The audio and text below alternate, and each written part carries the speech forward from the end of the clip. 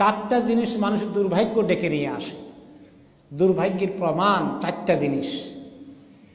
একটা হচ্ছে জুমুদুল আইন, চোখটায় পানি না আসা, আল্লাহর ভয়ে চোখে পানি না আসা।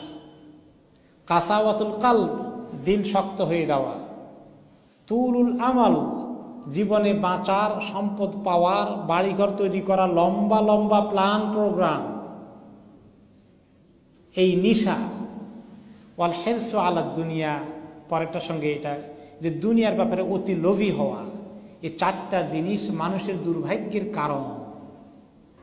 পরিকল্পনা করা এইটা, আর পরটা হলো লোভ।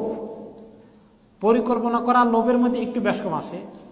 হালাল তরিকায় পরিকল্পনা করতে পারে, কিন্তু লোভটা হলো যে লোভের কোন লোভ মানুষকে হারামের দিকে নিয়ে যায়, সেটা আরো খারাপ।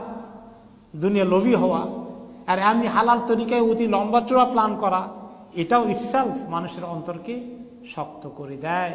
এগুলো মানুষের দুর্ভাগ্যের কারণ হয়ে যায়। আল্লাহ তাআলা আমাদেরকে এই রমাদান মাসে আমাদের দিলটাকে নরম করে দিন। আমাদের চোখের পানি যত আসবে তত আল্লাহর কাছে আমরা আল্লাহর সঙ্গে কাছে আসার সুযোগ পাব। আর যত চোখের পানি আসবে না তত দূরে চলে যাব।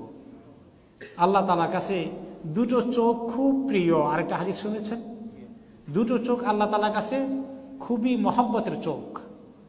এক ধরনের চোখ হচ্ছে আল্লাহর ভয়ে চোখ দিয়ে ঝরঝর করে পানি বের হয়ে যায়, আল্লাহর ভয়ে, জাহান্নামের ভয়ে কাঁদতে থাকে আল্লাহ তাআলার কাছে, গুনার কথা মনে করে আল্লাহর কাছে তওবা করতে থাকে।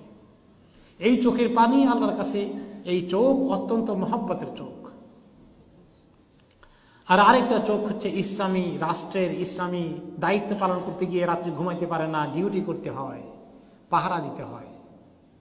ইসলামী রাষ্ট্রের দুর্গের পাহারা দেয়, জেহাদের ময়দানে গিয়ে দুশমন আসলো কোনখান দিয়ে সেই সীমান্ত পাহারা দেয়।